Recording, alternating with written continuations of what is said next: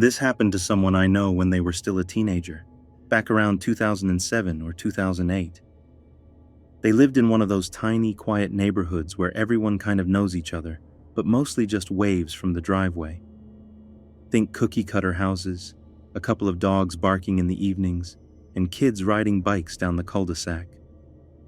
Life was pretty regular for their family, until one neighbor decided to go completely unhinged over something so dumb, it's laughable in hindsight. A small disagreement about a yard hose spiraled into 2 years of straight-up stalking that ended with court dates, a restraining order, and a Christmas gift that still gives me chills. It all kicked off when this guy, let's just call him Kevin for the sake of the story, had a spat with someone on his street and reacted like a cartoon villain. He dragged every hose he could find and flooded their yard as payback, which obviously didn't sit well with the local water district. Turns out my friend's parent worked for that district, so when Kevin got hit with a fine for water waste, he drove over, barged in, and loudly claimed to be best buds with them. Everyone saw right through it, especially when he started shouting that it's personal now. That might have been the first sign that Kevin had some screws loose. Soon after that scene, Kevin began popping up everywhere. The DMV, the supermarket, the kids' workplaces, just always lurking. At first, it was just strange, like the kind of coincidence you'd shrug off once or twice, but it quickly became a regular occurrence that no one could ignore. Then came the anonymous calls. Classic weird breathing, the occasional whisper, or just someone hanging up. As weird as it was, everyone tried to laugh it off for a bit, but that changed fast. He started parking across the street from their house nearly every night, not for a few minutes, but for hours. I'm talking 6 p.m. to 4 a.m., just sitting there in his car with the windows down, blasting music and watching the house like he was waiting for something. Nobody knew what he wanted. He just stared. Sometimes he'd pace outside his car or pretend to talk on the phone, loudly saying stuff about knowing where the kids went to school or how easy it would be to follow them. And follow them he did. One night, he nearly ran over my friend's sibling and their partner by speeding his car up onto the sidewalk when they were coming home. They had to literally dive out of the way. On another occasion, he made disgusting gestures toward my friend when she was just trying to walk the dog. She broke down crying and rushed back inside. And yet, every time the cops got involved, they shrugged and said nothing could be done until someone got hurt. Things got even darker around Christmas that year. One of the parents had just survived a brain aneurysm and was recovering, so the house was already filled with stress and fear. One night, there was a knock at the door. Some disheveled guy with a beat-up gift bag said he had a present for the family, but wouldn't say who it was from. They were rightfully on edge, but curiosity got the better of them. Inside the box was a 17-page fake legal document Kevin had typed up himself, pages filled with typos and bizarre accusations, trying to sue the parent who was still recovering. If the document wasn't so creepy, it would have been hilarious. But the fact that he took the time to put it together and send it like that, that's what made it terrifying. After that, Kevin doubled down. He kept showing up, kept following them, kept muttering disturbing stuff under his breath like he was waiting for a reason to snap. It was relentless. Eventually, through a mutual friend, they connected with a district attorney who agreed to take the case pro bono. They finally had someone in their corner with the power to fight back. Court was brutal. Everyone had to relive everything, one at a time, without any support in the room. No comforting words, no hugs. Just sitting in silence while lawyers tried to paint them as liars. But in the end, Kevin was found guilty and sentenced to about 1.5 years behind bars, with a felony restraining order slapped on top. They moved while he was locked up, hoping that'd be the end of it. But even prison couldn't stop him. Right after he got out, my friend's sister passed away in an unrelated accident, and Kevin tried to sue her estate. She was only 21. He claimed she'd lied on the stand and said he deserved the donations from her memorial fundraiser. That's the level of obsession and cruelty this man operated on.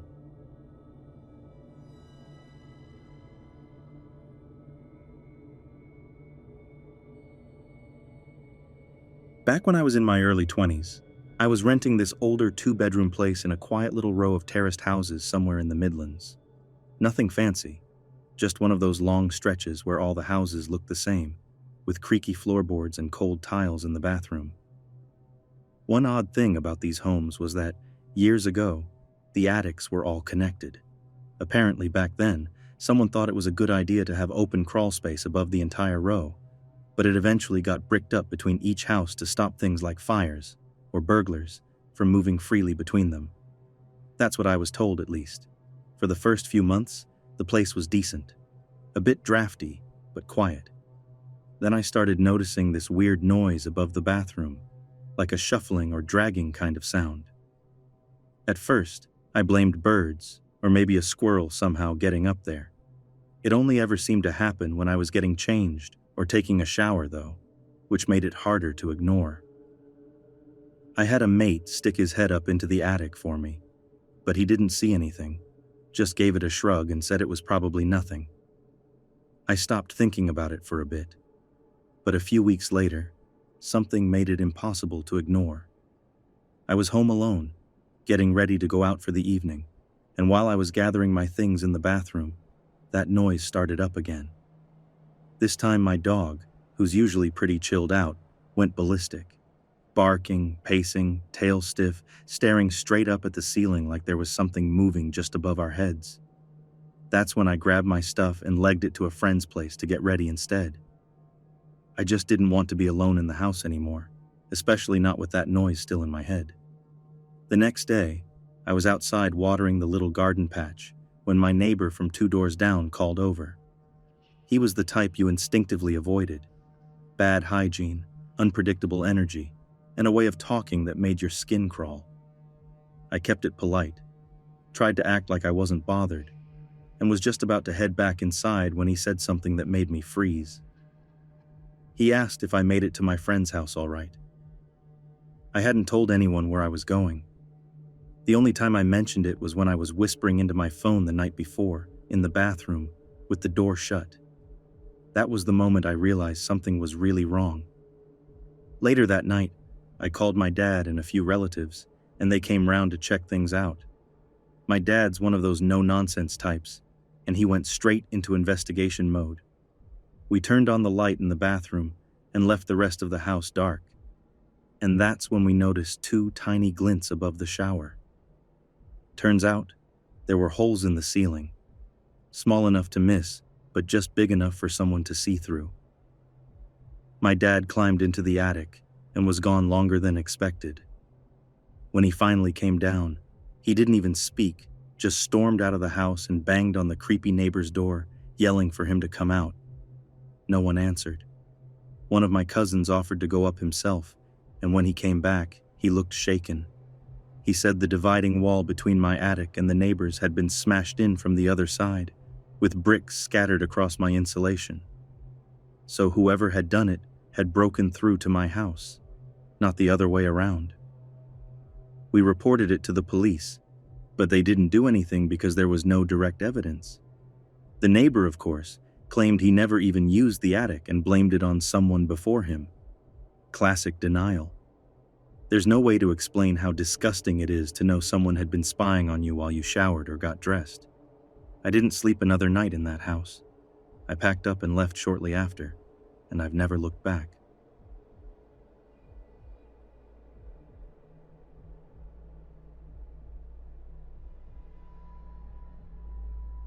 I moved to the UK a couple of years back to start uni, mostly to get out of my family's house because things had been getting really tense at home. That first year was exactly what I needed. Met a few solid people, settled into student housing, and finally felt like I could breathe. Toward the end of that year, I got together with my boyfriend, and life felt pretty decent for once. When second year came around, a few of us decided to upgrade from the cramped flat setup to a proper student house with actual space and a bit of freedom. I got the ground floor room, which was fine by me, especially since it opened right onto a tiny backyard where I could have a smoke in peace. That little yard backed onto a thin wooden door, one of those weird old ones that leads to the back alley where everyone dumps their trash or broken furniture.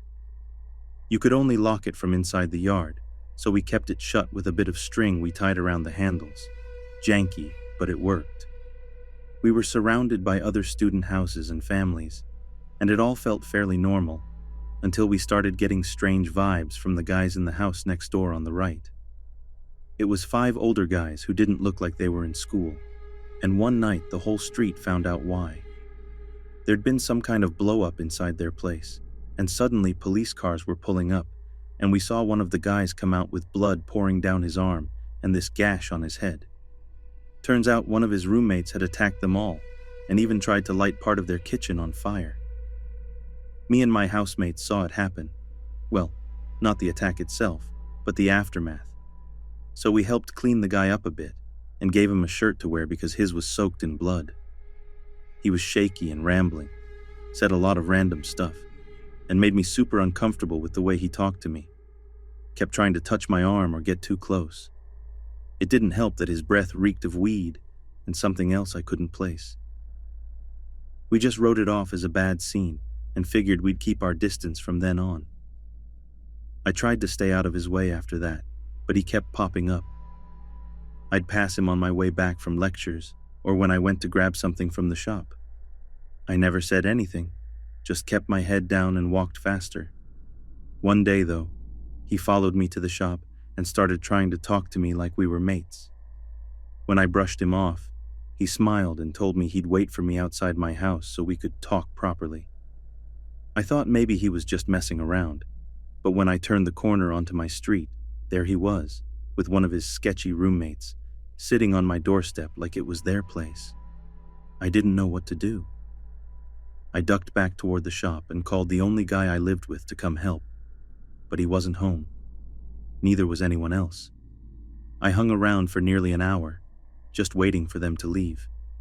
And when they finally got up and walked off, I sprinted home and locked the door behind me.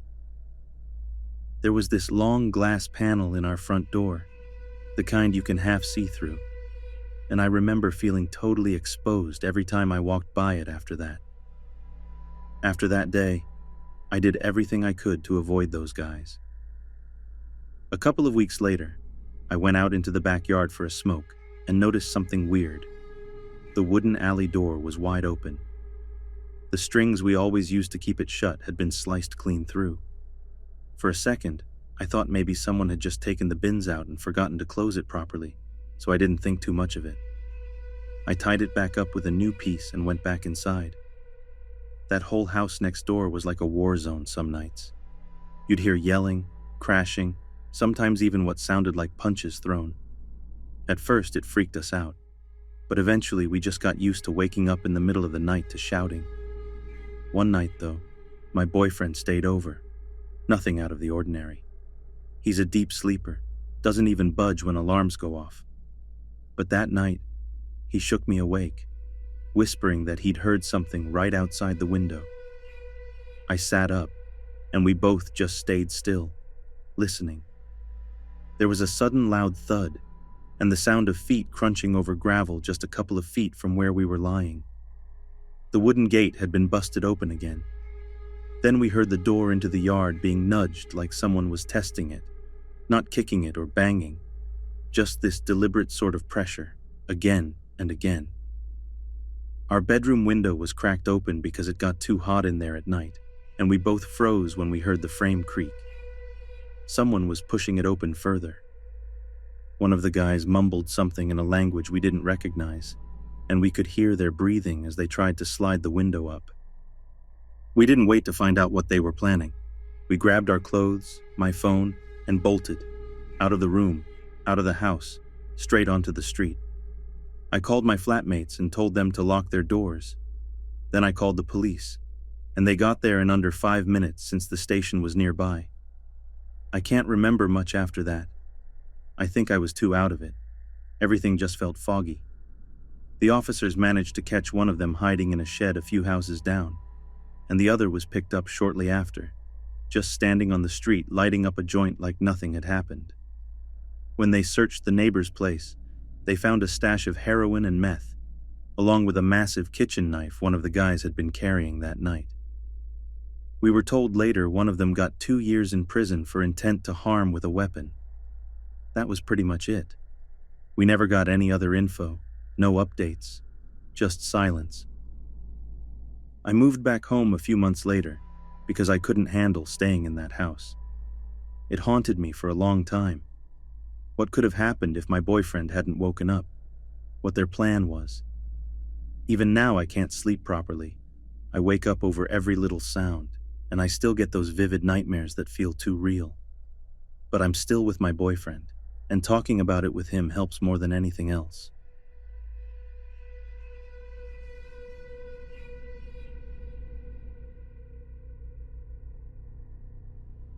Back when I was still living in my family's apartment, same place I grew up in since I was a kid, I never thought anything strange would ever really happen there.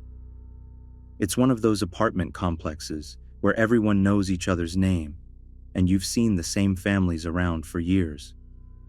You know who plays loud music, who always grills on weekends, who waters their plants too much. It's that kind of place, routine, familiar, boring in the best way. There was one unit, though, way in the back corner, that always felt separate from the rest. 2 older brothers lived there, and they never really spoke to anyone. Then, seemingly out of nowhere, someone new started showing up at their place. I later figured out it was one of their sons, though no one had ever seen him before. He was probably around my age, early 20s, but you'd barely catch a glimpse of his face. He always had a hoodie pulled over his head, like he didn't want to be seen, and he moved fast, like literally sprinting across the parking lot or climbing in through the window of their ground floor unit instead of using the front door. I didn't think much of it at first. I had a packed schedule with school and work, so I rarely crossed paths with him.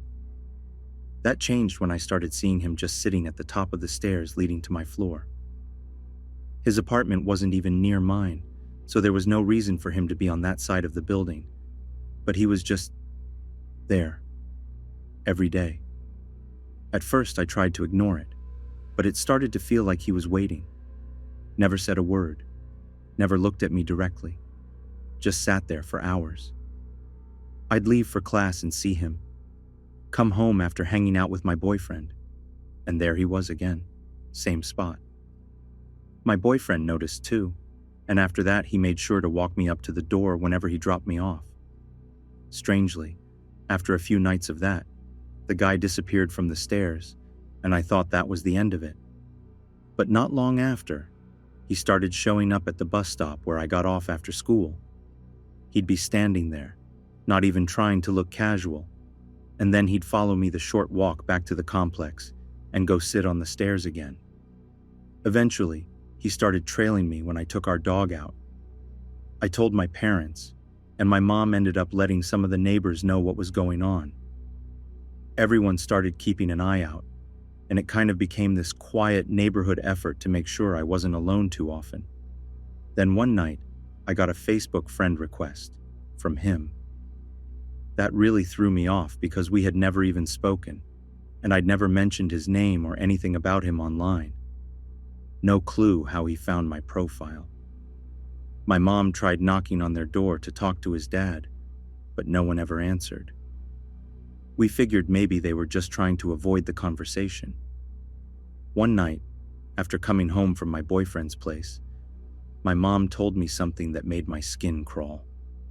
She said she had gotten up to grab water from the kitchen when she noticed movement outside the big window that looks out over the tree in front of our apartment.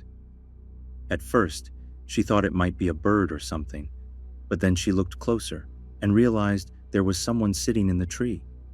It was him, tucked between the branches, looking straight into our apartment through the glass. My dad came into the room, saw what was going on, and the guy jumped down and took off before they could even get to the door. We called the police right away. When they checked the tree, they found a few food wrappers and a blanket stuffed between the limbs, hidden in the leaves. It looked like he'd been up there more than once. That part really messed with my head. thinking about how many nights he might have been up there, just watching us without us knowing. It's been 6 months now, and no one's seen him since. His dad's still living here, but there's been zero sign of the guy. The police never found him, and they didn't tell us much beyond the initial report. I moved on with my life, but that experience still lingers in the back of my mind, especially when I'm home alone. I just hope I never cross paths with him again.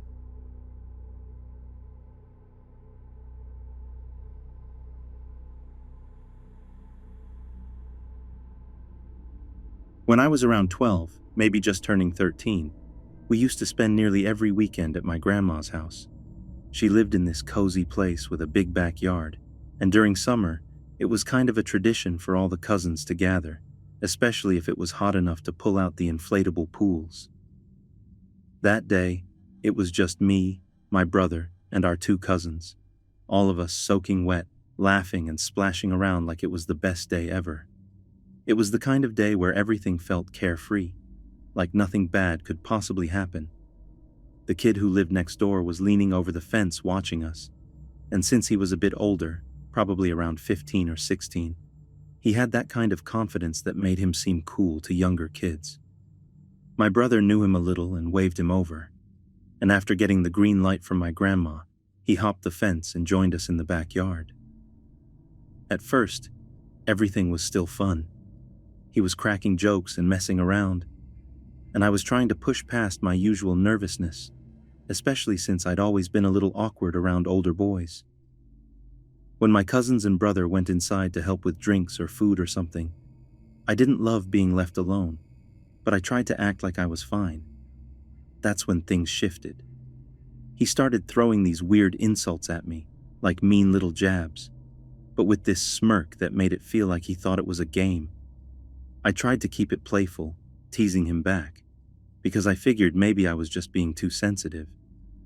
We started splashing each other, which was normal enough, but then he suddenly went all in, drenching me non-stop, not even giving me a second to catch my breath. I tried to look away and told him to ease up, still trying to play it off with a laugh, but he didn't let up. When I finally told him, more seriously, to quit it, he paused for a second. I was wiping water from my eyes when he suddenly picked up this plastic bucket that was lying next to the pool, filled it with water, and shoved it down over my head. I was already confused, but before I could take it off, he actually pushed me down and held me there. That's when the panic kicked in. I tried to fight back, scratching and swinging, but he had me in this position where I just couldn't reach him. My chest started burning, and I remember thinking I might black out right there in that tiny backyard pool. Suddenly, I felt his grip loosen. My brother had come running back outside and yanked him off me. I came up coughing and gasping like I'd just broken the surface after being underwater too long. My brother didn't even hesitate. He stood in front of me and confronted the guy, demanding to know what the hell he thought he was doing. The neighbor kid just grinned and tried to play it off, claiming we were messing around. But my brother didn't buy it, not for a second. The kid tried to brush it off again, but this time my brother told him straight up that he wasn't welcome around us anymore and told him to leave. As he walked away, the guy muttered something about us being boring, like that somehow justified everything he just did. For some reason, none of us told the adults right away, maybe because we didn't want to make a big deal out of it, or we didn't fully understand how serious it was. But not long after, he started taunting us from his yard, and even brought another kid with him to join in. Eventually, it got to the point where we had to tell our family what was going on. Once the adults stepped in, the taunting stopped almost immediately. The kid tried to act innocent and claimed we were lying, but no one really believed him, especially not after everything. Not long after that, his family moved out, and we never had to deal with him again. Looking back, I don't think I'll ever forget how fast that situation turned dangerous. If my brother hadn't come back when he did, I don't know what would have happened. He's always looked out for me, even when we were kids. He's more than just a sibling. He's the reason I always felt safe growing up.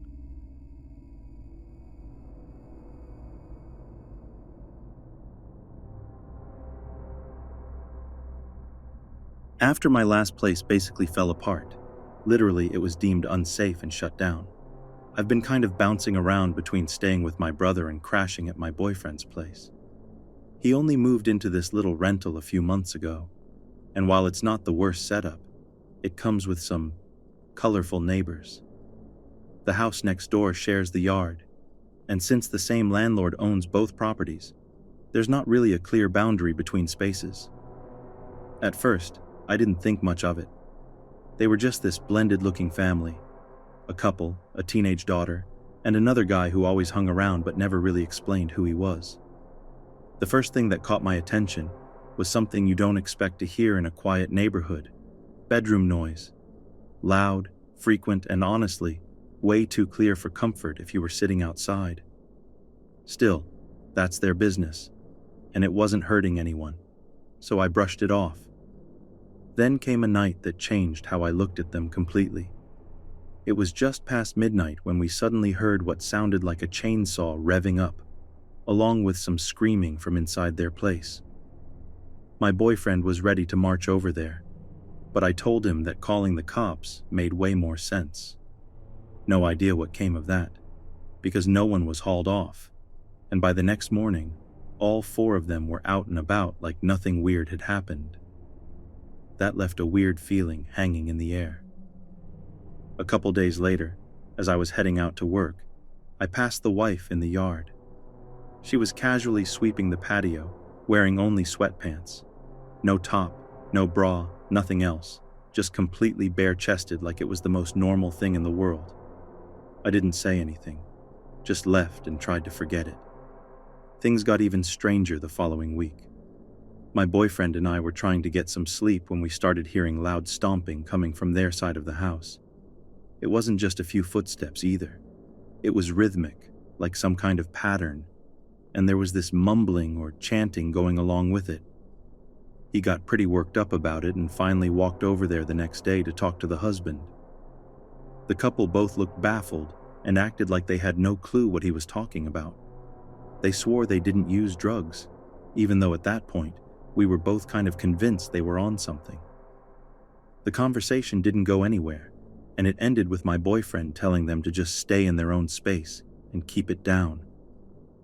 That peace lasted barely 24 hours. The next evening, I saw the wife again, this time passed out next to their fire pit wearing just a sports bra and shorts.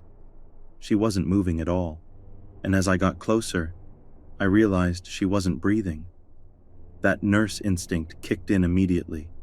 I called for help, and when the paramedics arrived, they ended up finding 2 more people unconscious inside the house. Later, while we were trying to piece together what could have caused all of it, my boyfriend remembered something the wife had told him the day they met. Something about their windows being painted shut and how none of them could open. Turns out they were dealing with a carbon monoxide leak. It was bad, but somehow they all survived. I haven't seen them since, and I really doubt they'll come back to live there after what happened. Now we're getting my boyfriend's place inspected, just to be sure there's nothing dangerous going on. After everything that went down, we're not taking any chances. It's wild how something that starts off as just weird neighbors can spiral into a near-death situation like that.